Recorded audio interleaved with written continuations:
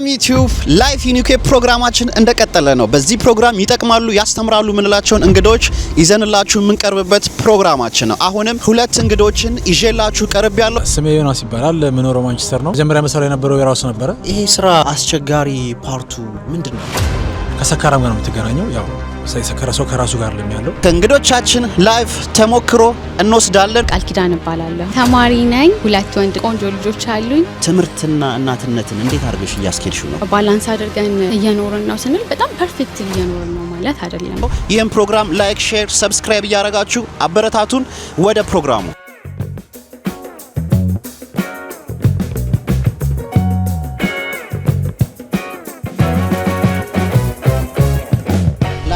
ዩኬ እንደገና በሌላ ቪዲዮ ተገናኝተናል። ወንድማችን ማን እንደሆነ ምን እንደሚሰራ እዚህ ሀገር ከመጣ ስንት ጊዜ እንደቆየው እንዲሁም ያለውን ኤክስፒሪየንስ ያጋራናል። አብራችሁን ሁኑ። እሺ ወንድማችን ስምህን ማን እንበል? ዩኬ ላይ ከመጣ ምን ያህል ጊዜ ሆነዋል? የምትሰራው ስራ ምንድነው የሚለውን አያይዘ መልስልኝ። ኦኬ ስሜ ዮናስ ይባላል። ምኖረው ማንቸስተር ነው። እዚህ ሀገር ከገባው 10ኛ ዓመቴን ጨርሼ ወደ 11ኛ ዓመት አካባቢ ደርሻለሁ። መጀመሪያ መሰራ የነበረው የራሱ ነበረ። ፉል ታይም ኡበር ነው መሰራው። ኡበር እንግዲህ የተሻለ ስራ ነው ብዬ ነው የማስበው። እሺ ዮኒ፣ ኡበር እና ዌራውስ ስራ ምንድነው ልዩነቱስ? አንድነታቸውስ ምንድነው? ከኡበሩ መጀመር ትችላለህ። ኡበር ያው በራስህ የምትሰራው ስራ ነው። ራስህ ደስ ባለ ሰዓት ተነስተህ አፑን ከፍተህ ስራውን ትጀምራለህ። ደስ ባለ ሰዓት ስራ በቀዘቀዘ ሰዓት ወይም ነው በደከመ ሰዓት ወይም ፕሮግራም ካለ በማንኛውም ሰዓት ፕሮግራሙን ዘግተህ አፑን ዘግተህ ወደ ፈለክበት ወዳለ ፕሮግራም ይሄድ ይችላል። ነፃነቱ ያንተ ነው ማለት ነው። አለቃው የራስ አለቃ ራስ ነህ። የዌራውሱ ደግሞ ኦሬዲ ቋሚ ነው።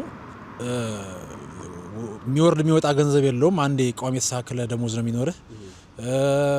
ሲክ ፔዎች ምናምን ይኖርሃል፣ ሆሊዴ ፔዎች ይኖርሃል። ግን ነፃነት የለውም። ተቀጣሪ ሰራተኛ ነህ፣ ለሰው ነው የምትሰራው።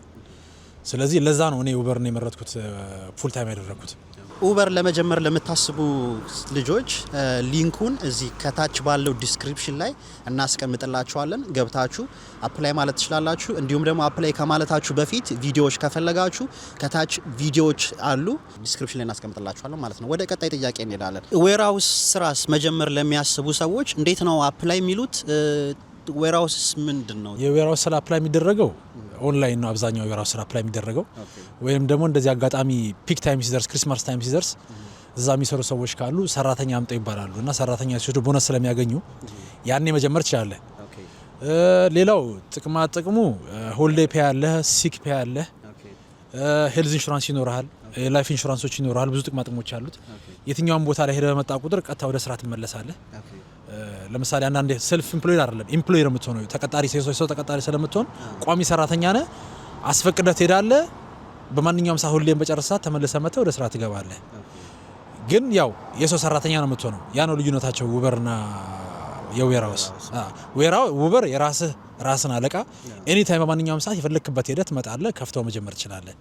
ይሄኛው ደግሞ ሰዎችን አስፈቅደህ ነው የምትሄደው። ካምፓኒውን ባለቤት አስፈቅደህ ወደምትሄድበት ሄደህ ትመለሳለህ። ስትመለስ ወደ ስራ ትገባለህ። ኦኬ በጣም አሪፍ። እንዴት ነው ሁለቱን ስራ አንድ ላይ ማኔጅ አድርገህ የምትሰራው? ኢቭን አንድ ስራ መስራት የሚከብዳቸው ሰዎች አሉ እንዲም ዩኬ ላይ ሆነው። እንዴት ነው አንተ ማኔጅ አድርገህ እየሰራ ያለው ሁለቱን ስራዎች? ያው እንግዲህ ስደት አይደለ፣ ስደት እስከመጣህ ድረስ መስራት አለብህ። ጊዜ ማባከን የለብህም። አገሩ እንግዲህ ያው እያንዳንዷ ሰዓት ገንዘብ ነች። ስለዚህ ከቤተሰብ ጋርም ከስራ ጋር አመቻችተህ ጊዜን አመቻችተህ ስራ መስራት አለብህ፣ ገንዘብ ማግኘት ካለብህ። አንደኛውን ስራ ዌራውስ የምሰራው ፉል ታይም ነበረ። 4 ቀን ነበር የምሰራው። ኡበርን ስጀምር 1 ቀን አድርጌዋለሁ። ሌላውን ቀን የምሰራው ኡበርን ነው። ኡበር ግን ያው ሙሉ ቀን አይደለም የምሰራው። የተወሰነ ሰዓት እሰራለሁ። ሌሊት እነሳለሁ ጠዋት እስከ 10 ሰዓት እስከ 11 ሰዓት እሰራለሁ። ከዛ ሙሉ ቀን ነፃ ነኝ። ስለዚህ አረፍት ማለት ነው። የምፈልገው ነገር አደርጋለሁ በዛ መሀል። ዌራውስ ግን ከሄድክ 10 ሰዓት ነው የምትሰራው። 10 ሰዓት ጨርሰህ ትመለሳለህ ወደ ቤት። ሳትጨርስ ወደ ቤት መመለስ የለም። 1 ቀን እሰራለሁ ዌራውሱን። ኡበሩን ደግሞ 5 ቀን እሰራለሁ። አንዳንዴ 6 ቀን እሰራለሁ እና 7ቱን ቀን የምሰራበት ጊዜ አለ። እሺ ዮኒ፣ ይሄ ስራ አስቸጋሪ ፓርቱ ምንድነው? ለምሳሌ የኡበር ስትሰራ አስቸጋሪ ፓርት ቻሌንጅ ያደረገኝ የምትለው ምንድነው? ኡበር አስቸጋሪ ፓርቱ ማታ መሰራ ከሆነ በጣም ያስቸግራል። ስፔሻሊ ዊኬንድ ላይ ማታ መሰራ ከሆነ አርብ፣ ቅዳሜ፣ እሁድ አልፎ አለ መሰራ ከሆነ ከሰካራም ጋር ነው የምትገናኘው። ያው ሳይሰከረ ሰው ከራሱ ጋር ለሚያለው ሊታመሙ ይችላሉ መኪና ውስጥ ከታመሙ ደግሞ ድጋሚ 2-3 ቀን 4 ቀን ስራ ላሰራ ትችላለሽ ሽታው ከመኪናው ስለማይወጣ እና አትግባባም ከታመመ ከሰከረ ሰው ጋር ያ ያስቸግራል። ቀን ላይ ደግሞ ህጻናቶች ቲኔጀሮች የሚባሉ አሉ እነሱ ጋር መግባባት መቻል አለብህ። አስቸጋሪዎች ናቸው፣ ሊያጨሱ ይችላሉ መኪና ውስጥ ምናምን እንዴት አድርገህ ትሪት ማድረግ እንዳለብህ ማወቅ አለብህ። እንዴት መግባባት እንዳለብህ ምክንያቱም ምንም አይነት እርምጃ ብትወስድ አንተ ነህ ስራህን ሉዝ የምታደርገው። ስለዚህ በተሻለ መጠን ራስን ኮንትሮል አድርገህ ከኤ ወደ ቢ መውሰድ ነው። ታነሳለህ፣ ድሮፕ ታደርጋቸዋለህ። ከዛ በኋላ ድጋሚ ያለመቀበል ነው። እንደዚህ አይነት ሰው ስታይ ካንተ ከገጠመህ አንጻር ቬፕ ማጨስ እንችላለን ብለው በጣም ብዙ ጊዜ ተደጋጋሚ ጥያቄ ይቀርብልኛል። ቬፕ ማጨስ ይቻላል? ጉስ የሚለው እንዴት ነው? መኪና ውስጥ ምንም አይነት ነገር የሚጨስ ነገር ይዞ መግባት አይቻልም። ይዞ መግባት ይቻላል ግን ማጨስ አይቻልም። ምክንያቱም ዊንዶው ላይ የሚነጠፍ ነገር አለ፣ መስኮት ላይ ማጨስ ክልክል ነው የሚል ነገር አለ። መጠጥም ይዞ መግባት አይቻልም። ይዘው የሚገቡ ከሆነ ከኋላ ከቡት ውስጥ ነው ማስገባት ያለባቸው። ፊት ለፊት ይዘው መግባት አይችሉም። ምክንያቱም አንተ እየነዳህ ከፍተው ሊጠጡ ስለሚችሉ፣ እየጠጡ ደግሞ ከሰከሩ እንደሚፈጠር አይታወቅም። ስለዚህ አይቻልም። የካውንስሉ ሕግ መጠጥም ማጨስም አይቻልም፣ ቬፕም አይቻልም፣ ሲጋራም አይቻልም፣ የሚጠጣ አልኮል ነገርም ይዘው መግባት አይቻልም። እኔ አሁን ለራሴ ለመኪናዬ ምግብ ራሱ አልፈቅድም። ምግብና የሚጠጣ ነገሮች ወደ ውስጥ ሲገቡ አልፈቅድም። ይይዙታል ሲወርዱ ይብሉት የፈለጉበት ቦታ ሄደው እንጂ እዛ ውስጥ እንዲጠቀሙት አልፈቅድም። ለምን አንዳንዴ የሚፈረፈር ነገር ይዘው ገብተው መኪናን ያበላሹብሃል። ስለዚህ ያው ያንንም ስትናገር ከስተመርን ያው በተረጋጋ መልኩ በስርዓት ማስረዳት መቻል አለብህ። አግሬሲቭ ሳትሆን ማለት ነው። ህጉም አይፈቅድም። ህጉም ስለማይፈቅድ ማስረዳት አለብህ። ህጉ አይፈቅድም። መስኮት ላይ የተለጠፈ ነገር አለ፣ እሱን ታሳያቸዋለህ። እምቢ ካሉ ያው ስራውን ካንስል ማድረግ ነው፣ ምርጫ የለም እንጂ ባጅም እስከ መውሰድ ድረስ ይደረስ። ባጅ እስከ መውሰድ ደረጃ ስለሚደረስ ለምሳሌ ፖሊስ ቢያይ ከካውንስሉ ውጪ ፖሊስ ቢያይ ፖሊስ አስቆመው ባጅ ላይ ወደ ካውንስል ሪፖርት ማድረግ ይችላል። ዋርኒንግ ወይም ባጅ ልትነጠቅ ትችላለህ። ካውንስሎችም መኪና ውስጥ ገብተው አንዳንዴ ራሳቸው እንደዚህ አይነት ጥያቄ ሊጠይቁ ይችላሉ እንደ ተሳፋሪ መስለው እና በዛ መሀል እሺ ችግር የለውም መስኮት ከፍተህ ብትለው ካንስል ሰው ሊሆን ስለሚችል አታቆም። አንዱ የሚመጣ መኪናው ላይ ራንደም የሆነ ሰው ስለሚመጣ ባጅን ስትሬታዊ ሊወስዱ ብቻ አሉ። ያው ባጅ ተወሰደ ማለት ደግሞ ስራ ቆመ ማለት ነው። የአንድ ካንስል ባጅ ተዘጋ ማለት ደግሞ ሁሉም ካንስል አፕላይ ማድረግ አይችልም ማለት ነው። በስተመጨረሻም ኡበር ወይም ዌርሃውስ ለመስራት ለሚፈልጉ ወጣቶች እንዲሁም የቆዩትም ለአዲሶችም ማስተላለፍ የምትፈልገው መልእክት ካለ? ኡበር መስራት የሚፈልጉ ሰዎች ካሉ እኔ ቢሞክሩ ታሪፍ ነው እላለሁ። ምክንያቱም እንደ አማራጭ እንደ ትርፍ ጊዜም ልትሰራው የምችለው ስራ ነው፣ እንደ ፉል ታይም ማድረግ የምችለው ስራ ነው። ስለዚህ ቢሞክሩ ታሪፍ ነው። ጥቅም ያገኙበታል፣ አይጎዱበትም። መጀመሪያ ወሳኙ ነገር እዚህ ሀገር መንጃ ፍቃድ በጣም ወሳኝ ነገር ነው። መንጃ ፍቃድ ትልቅ ነገር ነው። የስራ እድልን ያቀልልሃል፣ ኑሮን ያቀልልሃል። የትኛውም ቦታ ሄደ ስራ ለስራ ብትል ስራው ቢርቅህም ትራንስፖርት ፐብሊክ ትራንስፖርት መጠቀም በጣም ከባድ ነው፣ ያስቸግራል፣ ረጅም ሰዓት ይፈጅብሃል። በራስህ መኪና መንጃ ፍቃድ ካለ ግን የአንድ ሰዓቱ የባስ መንገድ በራስህ መኪና ሲሆን የ15-20 ደቂቃ መንገድ ነው የሚሆነው። ስለዚህ መንጃ ፍቃድ ቢያወጡ የተሻለ ነው እና ደግሞ ያው ለስራ ያላቸው ሞራል ለስራ እስከመጣን ድረስ የተገኘውን ቢሰሩ የተገኘውን ስራ ራሳቸውን ገለው ሳይሆን ራሳቸውን እየጠበቁ ራሳቸውን ሳይጎዱ የሚሰሩበትን አጋጣሚዎችን ቢፈጥሩ የተሻለ ነው። እሺ ዮኒ ስለሰጠህን ጊዜ እጅግ አድርገን እናመሰግናለን። ቤተሰብ የሚጠቅማችሁን ነገር ውሰዱ። በቀጣይም ከሌላ ሰው ጋር ቆይታ ይኖረኛል። ላይፍ ኢን ዩኬ ፕሮግራማችን እንደቀጠለ ነው። አሁን ከእንግዳ ጋር ነኝ። እንግዳችን ማነች? ላይፍ ተሞክሯን እንጋራለን። ወደ ፕሮግራሙ። ቴንክ ዩ ቪኒ ስለጋበዝከኝ በጣም አመሰግናለሁ። ቃል ኪዳን እባላለሁኝ። 2 ወንድ ልጆች ቆንጆ ልጆች አሉኝ። ተማሪ ነኝ። ማንቸስተር ነው የምኖረው። ይህን ይመስላል እንግዲህ። እሺ ቃሉ ፍቃደኛ ስለሆንሽ በእኔና በተመልካቾችሽም እጅግ አርጌ አመሰግናለሁ። ወደ ጥያቄያችን ስንገባ እናትነትና ትምህርትን በተለይ እናት ሆነው ትምህርት ለማይማሩ ሰዎች ወይም እናትነት ላይ ፎከስ ብቻ ለሚያደርጉ ሰዎች አንቺ አርአያ ነሽ ብዬ ስለማስብም ነው። ትምህርትና እናትነትን እንዴት አድርገሽ እያስኬድሽው ነው? ምንስ ነው ኢንስፓየር የሚያደርግሽ? ቆንጆ ጥያቄ ነው። ባላንሲንግ ኢትስ ኖት ፐርፌክሽን በት ዱ ዩር ቤስት ማለት ባላንስ አድርገን እየኖርን ነው ስንል በጣም ፐርፌክትሊ እየኖርን ነው ማለት አይደለም። ግን ደግሞ መስራት የምንችለውን ያክል መስራት መቻላችን ነው። ኢትስ ኖት ኢዚ ኢትስ ሃርድ። ልጆችን ስፔሻሊ ብቻህን ከሆንክ ደግሞ ብቻህን ልጆችን፣ ቤት፣ ክላስን ማኔጅ ማድረግ ከባድ ነው። ግን ኢንስፓየር የሚያደርገኝ ያው ልጆቼ ናቸው። ለልጆቼ ነገ አርአያ መሆን እፈልጋለሁ። እኔ ማየት ማሳያቸው ነገር እንዲኖረኝ እፈልጋለሁ እና ለነሱ ስል አይ ጀስት ኪፕ ጎይንግ ወደፊት እንጂ ወደ ኋላ እንዳላይ ያደርጉኛል። በጣም አሪፍ። በመቀጠል እንደነገርሽኝ እናትነትና ልጆች ማሳደግ እንዲሁም መማር በእርግጥ ቀላል አይደለም፣ ከባድ ነው በስደት ዓለም ውስጥ እና እነሱን ነገሮች ባላንስ የምታረጊው እንዴት ነው? ፕላን ማድረግ አለብን። አንደኛ ማይንዴ ጥሩ እንዲሆን ነገሮችን በደንብ ለማድረግ እንዲመቸኝ ኢቨን ግሩፖች አሉ። አሁን ለምሳሌ በርዝዴይ ምናምን የምናከብራቸው ግሩፖች አሉ። እንደዚህ ሶሻል ላይፍ ላይ ኮፊ ምናምን የምንጠጣቸው ሰዎች አሉ። ልጆችን ደግሞ ቴክ ኬር ማድረግ አለ፣ ክላስ አለ፣ ማጥናት አለ እና ብዙ ነው። ግን ደግሞ ፕላን ካደረግን we have time actually ከመቆም ይልቅ keep going እንድናደርግ ስለሚረዳን ነገሮችን ፕላን ማድረግ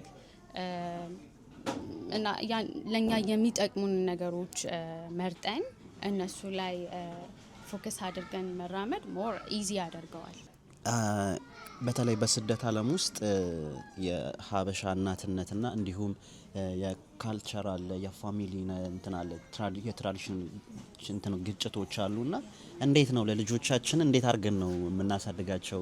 በተለይ የራሳቸውን ማንነት ይዘው እንዲያድጉ ከማረግ አንጻር እንዴት ነው እያረግሻለሹ? በምን መንገድ ነው ሪስፔክት እንዲኖራቸው ላላቸው ባህል ለሀበሻ ወይም ደግሞ ላለንኛ ለመጣንበት ነገር ሪስፔክት እንዲኖራቸው ቫልዩ እንዲኖራቸው ካላደረግናቸው ፋይናሊ እነሱ ራሳቸው የማንነት ጥያቄን ያነሳሉ። ሶ በተቻለ መጠን እኔ ብዙ ነገሮች ላይ እነግራቸዋለሁ ስለ ባህላችን ስለ ቫልዩያችን። ኢን አዲሽን ደግሞ ስፒሪቹዋሊ ልጆቹን በራሳችን በምናምነው እምነት ልጆቹ ላይ መስራት በጣም ቫልዩ ያለው ያው እኔ ያው ከማቀው መጽሐፍ ቅዱስም ሲል ልጅን በልጅነት ጊዜ እመራው በሸመገለ ጊዜ ከዛ ፈቀቅ አይልም ይላል መጽሐፍ ቅዱስ። ሶ ዛሬ የምናደርገው ነገር ልጆቻችን ላይ ነገ ላይ ያቆማቸዋል። እናትነት ማለት ትልቅ ጸጋ ነው። በዚህ ላይ በተለይ በሀበሻው በዚህ በብዙ ኮሚኒቲ አያለው ሀበሻው ላይ ጠንካራ ሴቶችም እንዳሉ በዛው ልክ ደግሞ እናትነት ማለት መታሰር ብቻ የሚመስላቸው ብዙ ሴቶችም እንዳሉ አስተውያለሁና እንዳንቺ አይነት ደግሞ ሲኖር እንዲህ የሚማር ራሱን መለወጥ የሚፈልግ ማሻሻል የሚፈልግ ሲኖር በጣም ደስ ይላል። ለኛም ኢንስፓየር የሚያደርግ ነገር ነው። ትልቅ ነገር ነው። ገፊበት። ደስ ይላል። እዚህ ላይ አንድ ነገር ልጨምር። እውነት ለመናገር ልጅ ማሳደጉ ብቻ ራሱ ትልቅ ስራ ነው። ትልቅ ስራ ነው በእውነት። ይህንን እንትን ማድረግ አንደርስቲሜት ማድረግ አይቻልም። ግን ከተቻለ ደግሞ ነገ ላይ የሚያቀልን ነገር ማድረግ ደግሞ ያው ለኛ ያግዘናል በሚል ሁሉም የሚችለውን ነገር አትሊስት የሆነ ፓርት አድ ማድረግ ቢችል ጥሩ ነው የሚለውን ሞር እንትን ለማድረግ። ግን ልጅ ማሳደግ ራሱ ብቻውን ራሱ ቀላል ስራ አይደለም። ግን ነገ ላይ ደግሞ የሆነ ነገር ለማድረግ ስንነሳ ሄልፕ ሊያደርገን የሚችለው ነገር አድ ማድረግ ብንችል ይጠቅመናል ነገ ላይ ለማለት ነው። እውነት ነው። በጣም አሪፍ ትክክል ነች። በተቻለን አቅም እውነት ነው ከባድ ነገር ነው። ልጅ ማሳደግ ትልቅ ስራ ነው። ግን በተቻለን አቅም ደግሞ ራሳችንን ማስተማር ራሳችንን መለወጥ እንዳለብን ነው እኔ በግሌ የተረዳሁት። እንዲሁም ዩኒቨርሲቲ ወይም ደግሞ ኮሌጅ አፕላይ ማለት ለምትፈልጉ ማንኛውም ሰው እናቶችም ሆናችሁ ወጣቶች ከታች ባለው ዲስክሪፕሽን ላይ እናስቀምጥላችኋለን። ሙሉውን ኢንፎርሜሽን እናስቀምጥላችኋለን። ይህን ፕሮግራም እያያችሁ ያላችሁት ላይክ፣ ሼር፣ ሰብስክራይብ አድርጉ፣ አበረታቱን። በዚህ ፕሮግራም ላይ ላይፍ ኢን ዩኬ ጥሩ አስተማሪ ሰው ነው የምትሉትም ወይም የኔ ታሪክ ያስተምራል የምትሉ ካላችሁ በታች ኮመንት ላይ ወይም ኢንቦክስ ላይ ኢንስታግራም ላይ ያስቀምጡልን። መተን ኢንተርቪው እናረጋችኋለን። ላይፍ ተሞክሯችሁን እንወስዳለን። ተመልካቾቻችን እያደረግን ያለው ቆይታ በጣም አሪፍና ደስ የሚል ነው። ትማሩበታላችሁ ብዬ ተስፋ አረጋለሁ። የሚጠቅማችሁን ነገር ውሰዱ። እንዲሁ አሁን በጣም እየተማርሽ ነው። ልጆች ማሳደግ አለ። እንዲህ ሰፖርት የሚያደርግሽ ሰው አለ? የሚያበረታታሽ እንዲህ ከጎንሽ የሚደግፍሽ ሰው የሚያጠነክርሽ ሰው አለ? እኔ ብቻዬን ነው ልጆቹን እያሳደግኩ ያለሁት። ልጆቹ አባታቸው እዚህ አይደለም ኢትዮጵያ ነው ያለው። ሶ ያ ጓደኛ ወንድም አንዳንድ ሰዎች ይረዱሃል። ግን እስቲል ነገሩ ላይ አንተ ስለምትሆን እኔ ሞር በጣም ከምንም በላይ ረድቶኛል ብዬ ማስበው እግዚአብሔር ላይ መደገፍ። ኢቨን እኔ ቢሊቭ ዮርሰልፍ ምናምን የሚለው ወርድ ራሱ ብዙ እንትን አይለኝም። ኦፍ ኮርስ ራሳችንን ማመን ጥሩ ነው። ግን ሞር ኦፍ እኔ እግዚአብሔር ላይ ነው እግዚአብሔርን ነው ማምነው። ሁሉን ነገር ለሱ ነው የምነግረው እና ጓደኛም ሰውም ሁሉም የየራሱ ላይፍ አለው። ቤተሰብም ቢሆን የራሳቸው ላይፍ አላቸው። ሁላችንም ባለቤት ስላለን ከእግዚአብሔር ጋር እየተነጋገርን እግዚአብሔር መንገድን እንዲያሳየን እየጠየቅን መስራት ያለብንን የራሳችንን ፓርቲ እየሰራን እግዚአብሔር ላይ ተደግፈን ነገሮችን ማለፍ እንችላለን። ያቀለለልኝ ነገር ይሄ ነው ያስባለሁ እኔ። እሺ ቃሉዬ፣ እንዲሁም ለእናቶች ማስተላለፍ የምትፈልጊው መልእክት ካለ? ማስተላለፍ የምፈልገው የመጨረሻው እንትን እኔ I like the word resilient ማለት ይሄ no matter what life comes በጣም ችግሮች ሲመጡብህ መቆም፣ ከዛ ከችግሩ ደግሞ መማር and also forward ማድረግ፣ ወደፊት መሄድ፣ keep going ማድረግ፣ ወደ ኋላ ለትምህርት ብቻ መመለስ። አይዟችሁ፣ ይቻላል፣ ውጡ፣ ስሩ፣ ተማሩ። ራሳችሁን ሳታስጨንቁ በተወሰነ መልኩ ፕላን አድርጋችሁ ማኔጅ አድርጋችሁ ወታችሁ ተማሩ ማለት ፈልጋለሁ። ያ ይሄ ነው የመጨረሻ ምክሬ። አይዟችሁ፣ በርቱ፣ keep going resilient ነው። በጣም ደስ ይላል። እጅግ አድርጌ ቃሉ አመሰግናለሁ። በስተመጨረሻ ቀረ የምትዩ ነገር ካለ እድሉ ላመቻችልሽ። በዚህ ሁሉ በጣም ነው የማመሰግነው። እግዚአብሔርን አመሰግናለሁ። ጌታ ኢየሱስ በጣም በቃ ከጎኔ ሆኖ ስለረዳኝ ስላገዘኝ በጣም አመሰግናለሁ። ጓደኞቼ፣ ወንድሜ አቤል በጣም በብዙ ነገር ረድቶኛል፣ አግዞኛል። ሌሎችም ጓደኞች መጀመሪያ ስመጣ ጀምሮ ያገዛችሁኝ በጀርኒ ሁሉ በጣም ነው የማመሰግነው። በጣም ላመሰግናችሁ እወዳችኋለሁ። ቢኒ አንተንም ይሄ ነገር አይተህ you do a good job ምናምን ብለህ መተህ ስለጠራኸኝ ስለጋበዝከኝ ሼር እንዳደርግ ስለጋበዝከኝ በጣም ነው የማመሰግነው። ኔክስት ላይ እንገናኛለን በሌላ እንትን። አመሰግናለሁ። ጋርጌ አመሰግናለሁ። ተመልካቾች ከቃሉ ጋር የነበረን ቆይታ ይህን ይመስላል። የሚጠቅማችሁ ነገር ትወስዱበታላችሁ፣ ትማሩበታላችሁ ብዬ ተስፋ አረጋለሁ። በቀጣይ ፕሮግራም እንገናኛለን። ላይክ፣ ሼር፣ ሰብስክራይብ እያደረጋችሁ አብራችሁን ሁኑ። ይመቻችሁ።